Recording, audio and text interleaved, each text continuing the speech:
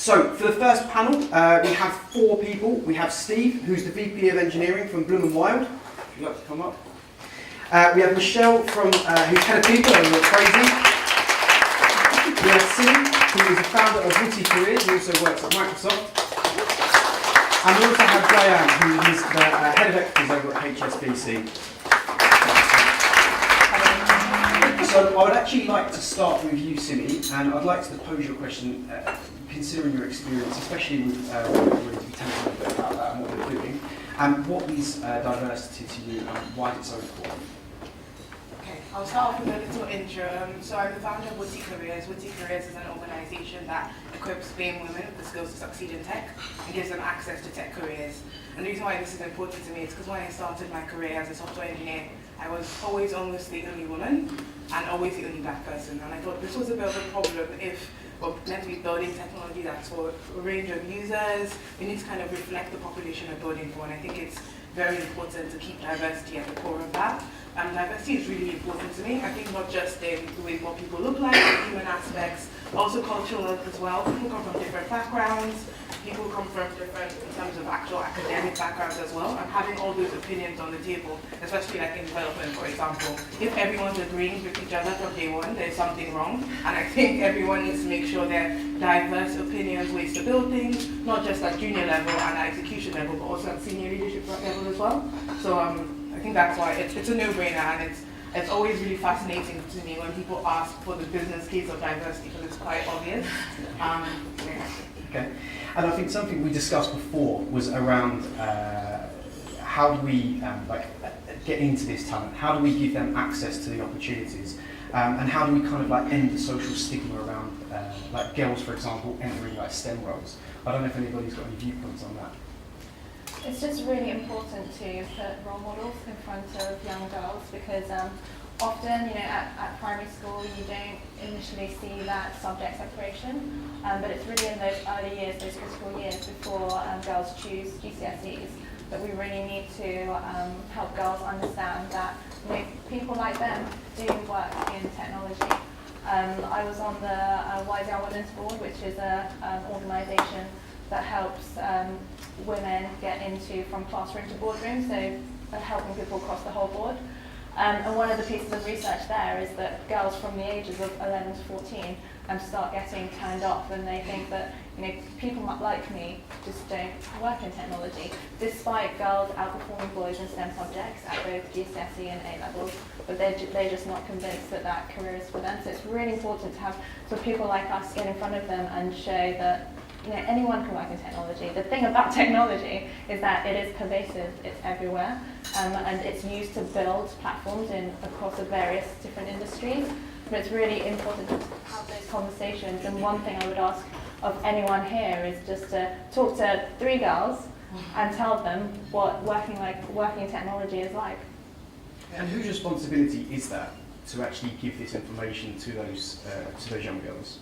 Is it the schools? Is it the government? Is it parents? Is it everyone here? What is that? I think it's everyone. I think unconscious bias is actually learned. So I think we all have a responsibility to help people unlearn that unconscious bias.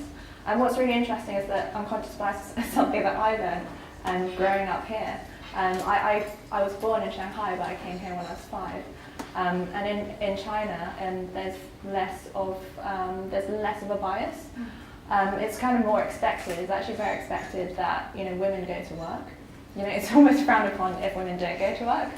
And then something I learned growing up here was, okay, so actually the generation above, is the generation, the baby boomer generation for me anyway, where it is quite common for women to be the homemakers.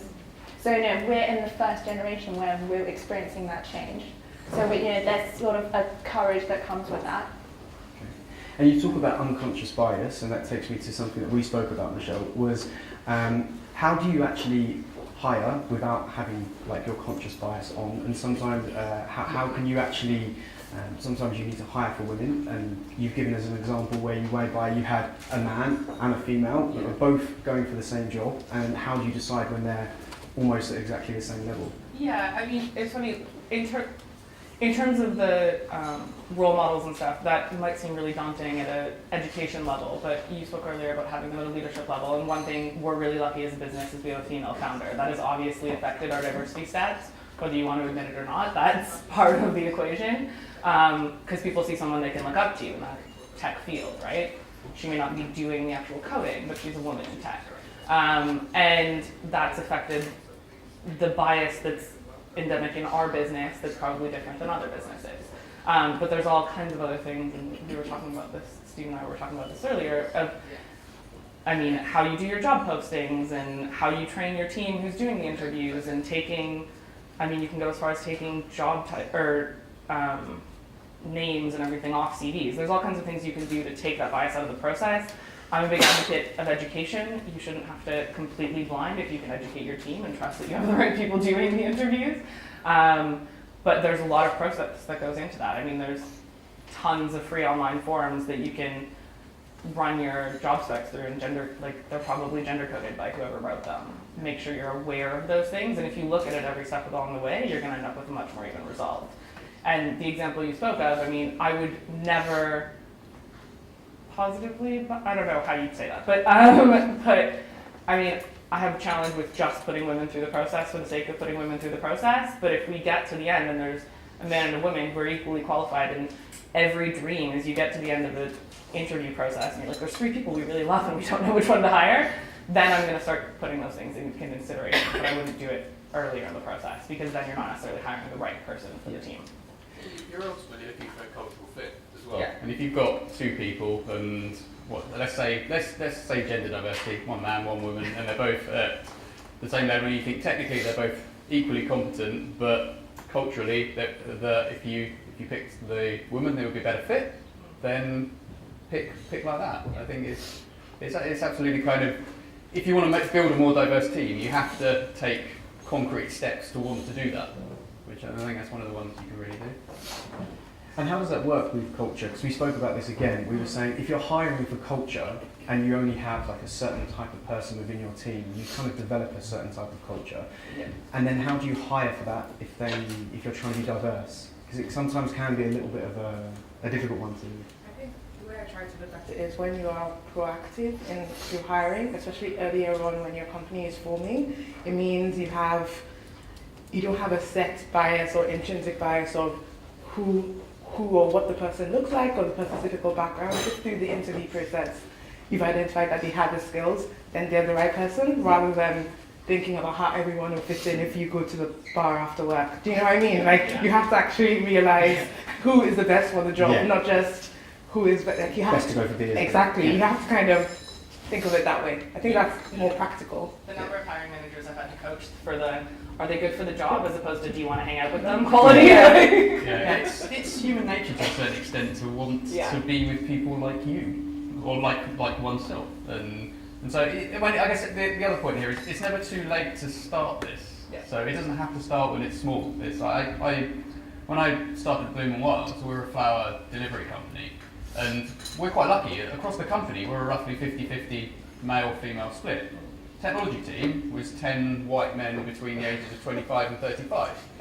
Now, that's just what I inherited when I joined, but it's never too late to make that change and just say, well, okay, now actually, hey, at the time I could say, hey guys, because it was all guys. It's these things, diversity is important. We are going to, and this is why, we're going to try and hire a more diverse team, and this is an important thing to do.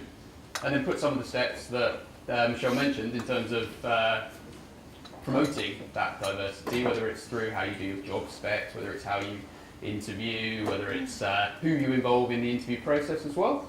But you can slowly but surely start to make incremental change, and you can do that at any stage. You just need to make that decision to do it. So if you're, obviously, like we said, you're the only white male guy in tech in this panel right now, and pretty much in your team. So if you can actually give a tool or some advice to people that are in that situation, that are in the same challenge as you, is there anything that you could give them advice about how to go about hiring for diversity? Or is there anything you're doing in particular right now? Yeah, I think there's a bunch of things. So we're deliberately raising our brand awareness in forums which will appeal to, will not just appeal to white men between the ages of, say, 25 and 35, for example.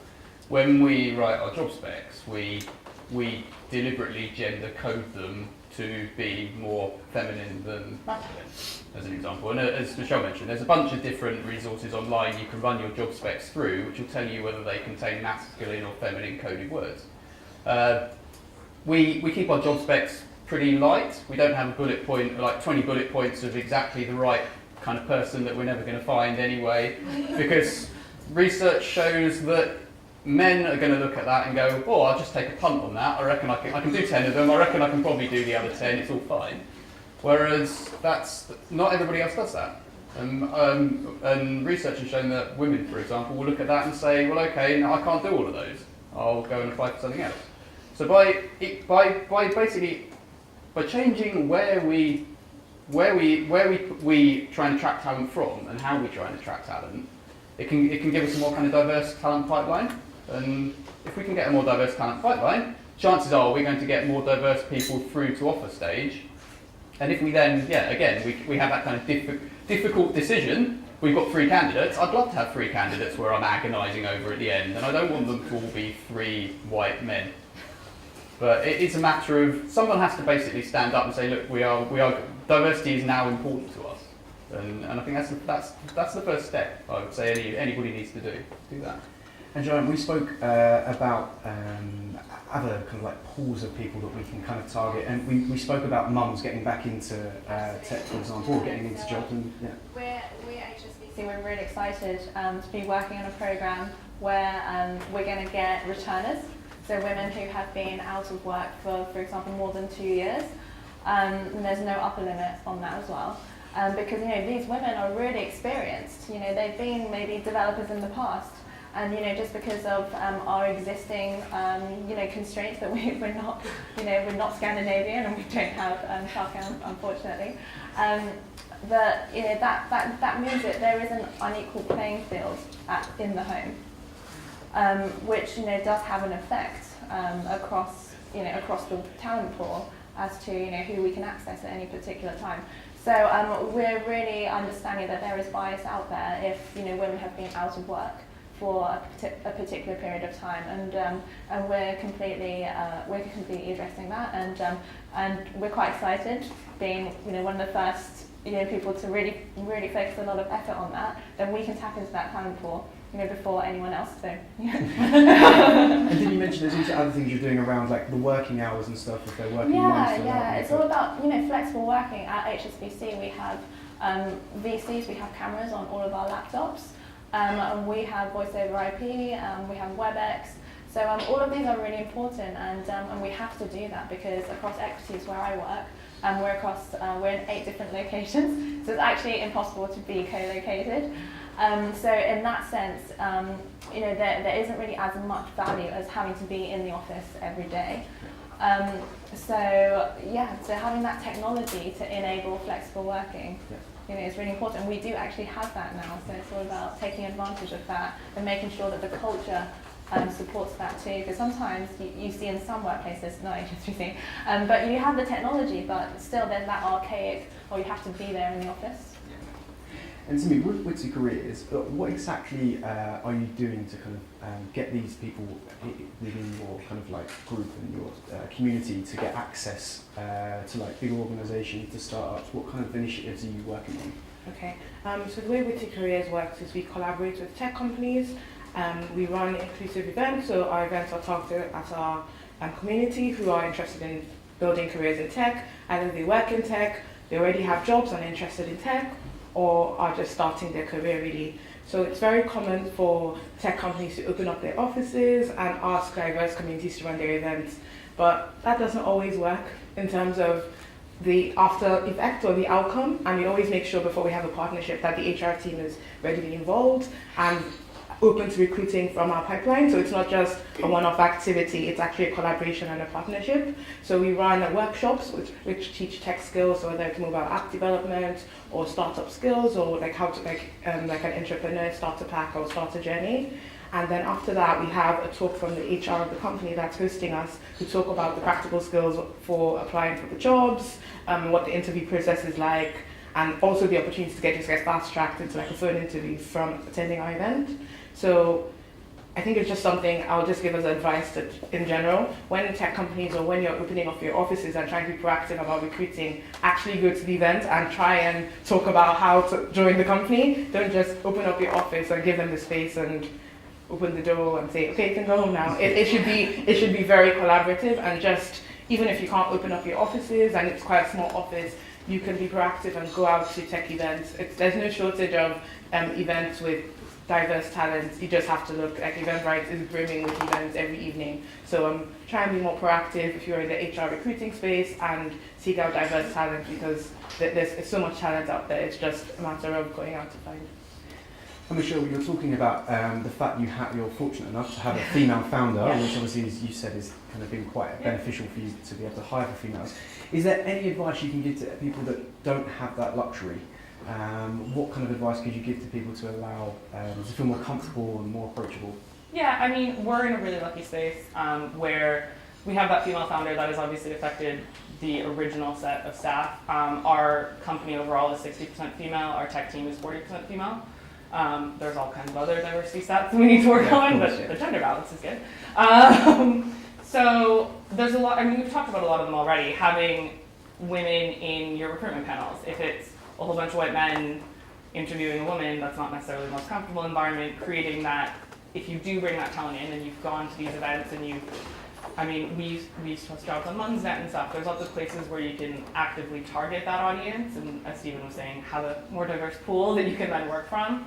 But you have to make sure that you have those people they can look up to all along the way, and that's not just women in tech. That's all the other diversity markers, right? I mean, it's an endless list, but making sure that they feel represented in the business, and that starts at the very beginning at what you're putting out there from a recruitment branding point of view and who you're representing and stuff. But go after it. I mean, as you said, those people are there. You have to target that audience and tap into that. You're responsible for your own talent pool. If you just wait for people to apply to you and you haven't gender-coded your ads and you haven't done all those things, you're going to get replicas of yourself. You have to put the effort into making sure that you're taking all those steps along the line. Yeah. I think we've got a couple more minutes just to go through, so I think it might be, before we go to questions, it would be quite good if everybody has like maybe 1 point or 2 points that people can take away to actually try when they go away. That's something they can easily implement right now. What kind of things would you give that advice for? I guess for me, identify the right places to look for people, and don't go just looking for people in the places you have previously. So if you want, use an example. So if it's a sponsorship opportunity, we're sponsoring an initiative called Rails Girls tomorrow and Saturday. So that's for women who want to get into coding and want to get into coding using Ruby on Rails, which happens to be exactly the technology we use in our back-end platforms. So it's kind of, we hope it's kind of a win-win for us. But that's an example we're targeting there deliberately. And then anything else you put in front of that's going to attract that diversity pool in. So make sure your job ads are not just written to appeal to you. Be very aware of that. Be very aware of how you should and could go and target the sort of the diversity you're looking for. And then through your interview process, just make sure that, as Michelle says, put the right people that might appeal to the candidate in front of the candidate, and make them want to join you. Ultimately, I think that's really, really important. Something you can do now is, if you go on LinkedIn and you've identified like a group you want to work with that has the diverse talent that you want to work with, you can simply reach out to them and tell them either your offices are open or you want to come in for a day to do a talk. It could be a university you want to target. Just do something proactive. You can just start small and reach out and actually make the connection to actually start reaching that audience. That's just something simple you can do now. Yeah. I mean, we've talked about a lot of the things. It's just start somewhere. I think people are always scared of diversity because you don't, it's a big thing and you don't really know where to start. I almost said no to being on the panel because I was like, I don't have all the answers. I'm not an expert in this area, but start somewhere. Start having that conversation. We've talked about a lot of the opportunities. Simi doesn't know this yet, but we're going to talk later about hosting an event because that's a new connection. There's stuff in your day-to-day, right? Things that you run into, just use those opportunities and take advantage of them. And I would say widen your succession planning. Some people, when you do succession planning, it's usually, because of sheer numbers, it's usually men in senior leadership roles who tend to know men in the level below. And then that decision is made far too quickly as to who that next leader is. So I would say, if you are in HR in your organisations, just rethink how you do succession planning. It needs to be far more transparent, and women need to be able to access those opportunities. And that's really one of the big, that's the key to improving the gender pay ratio as well. Perfect. So, like I said before, it'd be really good if we can have some engagement from you guys, some questions to the panel. We've got about 5-10 minutes now for some questions. So, if you just want to raise your hand and bring the, it's just coming now. We've got a few here.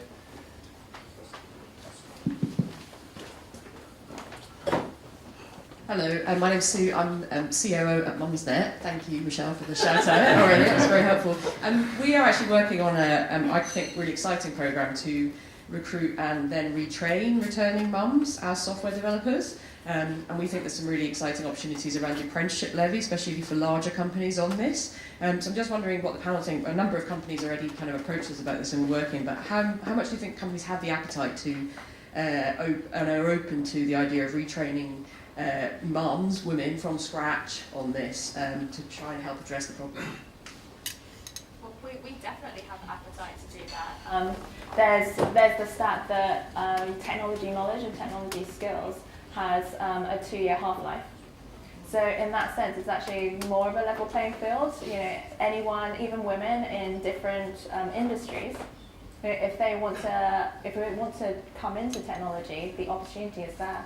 There are platforms like Coursera where you can, learn in your own time and, get a little bit more experience. And then on the organisation side, it's all about the support. So at HSBC, we have HSBC University because we realise that even with people within the organisation, just give it 2 more years and we need to, retrain all of our staff to be able to build, the latest innovative tech platforms. We have 45,000 courses and we're heavily investing in this. So I think that exactly applies to returning mums as well.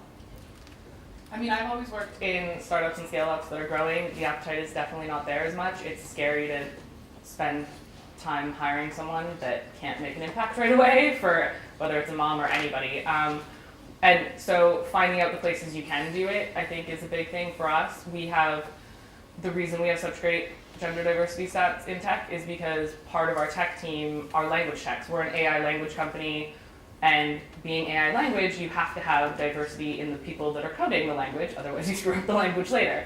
So we hire a lot of women who have linguistics degrees straight out of school and then teach them basic coding skills. That's a place we can make an impact. I can't necessarily put somebody in a senior development role that doesn't have those skills because I only have a team of 6. I need them to hit the ground running really fast. So find the places where you can do that, where you can train somebody up on the job. And we'll take another question, please.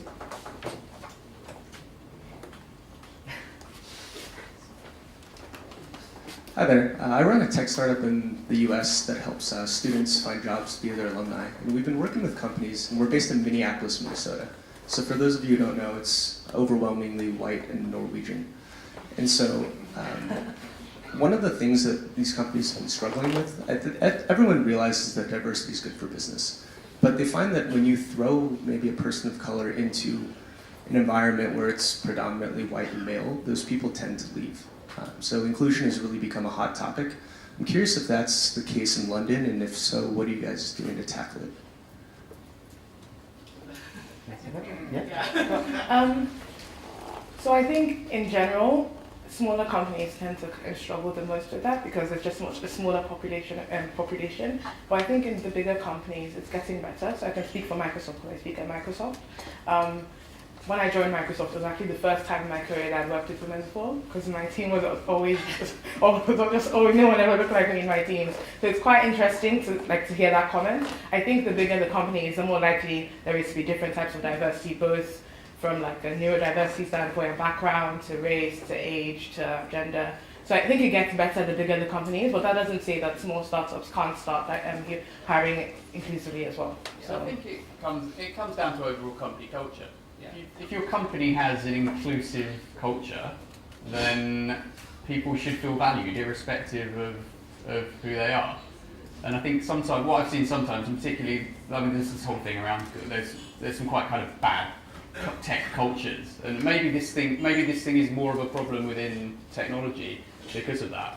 I think if your overall company has a good culture, I would hope people would feel like they fitted irrespective of who they were. And that's certainly what I've seen in my career. It's been an overall culture problem that's caused people to leave rather than specifically a tech problem in that sense. And I'd like to build on that as well.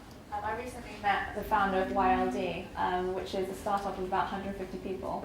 And the founders were working in Silicon Valley actually, and they were major contributors to Node.js and NPM. And it's definitely down to strength of leadership, because he told me that they have equal maternity and paternity leaves at 6 months each, fully paid, and that is far better than a lot of larger organizations that I've seen. So it's definitely down to strength of leadership. We have to be change agents as leaders, and that's something we need commitment to from senior leadership. It's just, I think, as well as inclusive culture, you're totally right, but I think there's another quote that I love saying this because it's relevant to me. You can't be who you can't see. So sometimes inclusive culture might be there, but if you're the only one that looks like you, it can still be a reason to kind of feel lonely and not feel that you can actually aspire or progress on. So it's just something to keep in mind. And we've got time for maybe like one more, possibly two more questions. Anyone's got anything? I've got one just at the back here and then one at the front. My name is David O'Reilly. I'm head of HR at a company called Insure International, actively looking for developers at the moment. There's been a lot of talk about culture and flexibility when it comes to diversity. Does the panel have any opinions on whether flexibility may actually harm the company culture by people not being around so often? And if so, do they have any tips on how to change that? Good question. I laugh because we recently had this conversation.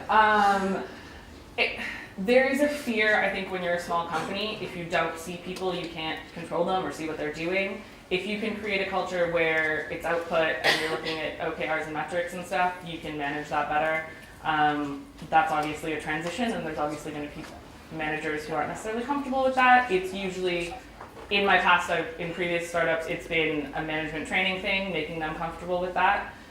You create culture through the events and through how you communicate with each other. I would be startled if there is a tech company that's not using Slack or Teams or something. You talk to each other 24 hours a day. There's no reason you have to be in the same place. And I think we've just opened an office in San Francisco, so we're having that, oh, they're not all here, how do we do it? We've always had core hours and we've had some flexibility that way, but managing people remotely, we're starting to figure out those challenges, and you just have to deal with them, and it's been 4 months and we're getting good at it. But the first couple months, you could see the CEO panic when he didn't know what was going on, and there's that like gut reaction. So just managing through that and figuring out all those communication points for sure. Yeah, I think it's all about connectivity. Yeah. So I had a situation recently where I was one of the senior developers in the platform that I was looking after, and then we had a new team in Salt Lake City, building on the same platform, just rolling it out there. And then I would get called by them to basically peer code with them. And because, we have different sensors, we have sight, we have sound, and because, I was always hearing their voice, as I was peer coding, it actually made us feel really close. And even though I didn't see them, I felt like they were sitting next to me because we're live peer coding. We're sharing screens, and then, we're commenting on each other's code. So I would say that because we're in technology, we're actually really lucky that we can do that, because we can be totally in sync in some particular aspects, like peer code reviews, which may may not be the same in other industries. So I would say let's look at this as an advantage. Yeah. I was going to say, generally speaking, we are moving in that direction anyway. So we are moving in the direction of more remote work. And so if, as a byproduct of moving in that, just to find talent generally, if as a byproduct, that means we also end up with a more diverse workforce, then I think that's great.